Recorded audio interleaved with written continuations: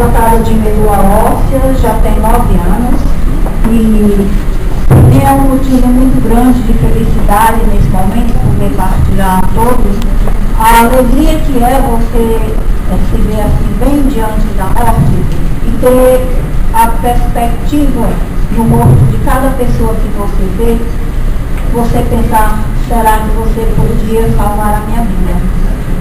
Isso é uma coisa que é um sentimento que você precisa passar para poder,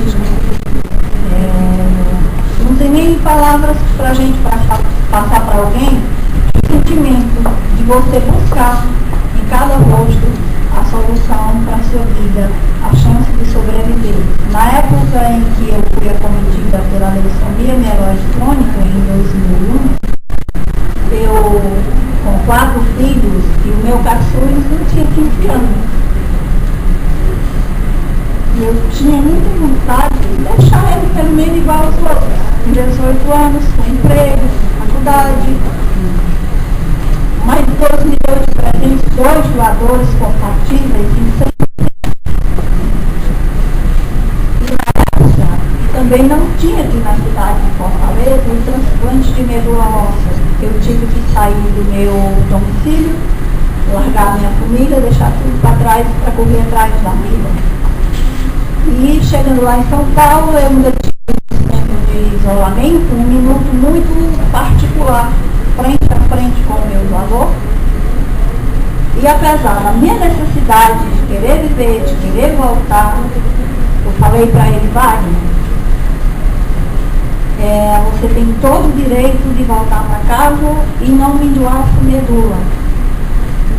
É um gesto grandioso, mas dentro da minha ignorância, pela falta de informação na época, eu era uma pessoa que achava que o meu doador ia ficar deformado, aleijado, como tanta gente ainda pensa que é assim, para me dar vida, então eu não achava justo. Né?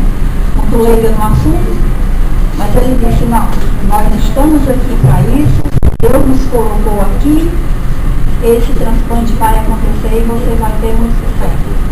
E aí foi um momento que a gente se abraçou, chorou demais, e daquela porta para dentro foram 25 dias de isolamento, Deus, ele e eu.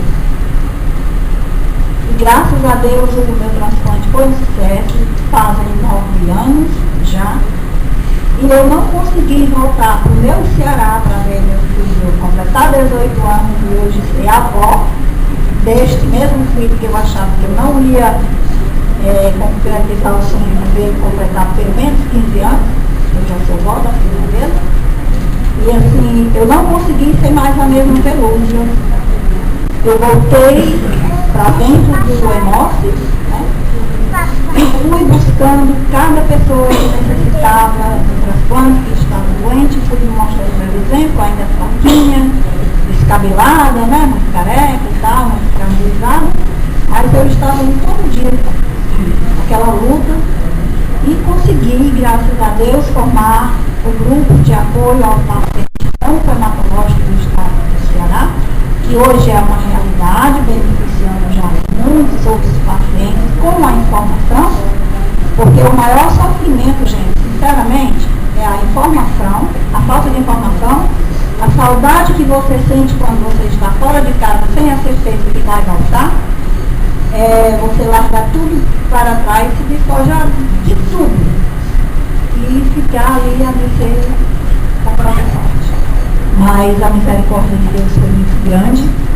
Eu estou aqui, graças a Deus, muito grata, fazendo esse trabalho, representando a comunidade transplantada, a este centro transplantador que nos apoia, na pessoa da doutora Eliana, a central de transplante, e dizendo para vocês que no Hospital Universitário Alto Cantídio, hoje,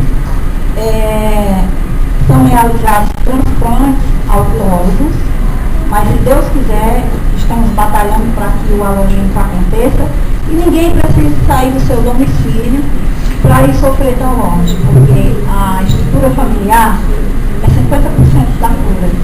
Os amigos, as orações, as preces. Então, assim, é muito importante esse centro transplantador, tá? E eu só tenho que agradecer e dizer que hoje já são, segundo o doutor Fernando, 42, o ano passado 33 transplantes de medula óssea em nossa universidade. Esse ano já foram 10 e graças a Deus de 43 só houve um óbito até hoje e todos os outros pacientes transplantados com sucesso, talvez tenha algum deles aqui, né? E assim, não tenho palavras para agradecer uma ocasião tão especial quanto essa e a equipe do GAP que me ajuda todos os dias nesse trabalho para nós estarmos onde quer que fomos convidados para passar essa experiência.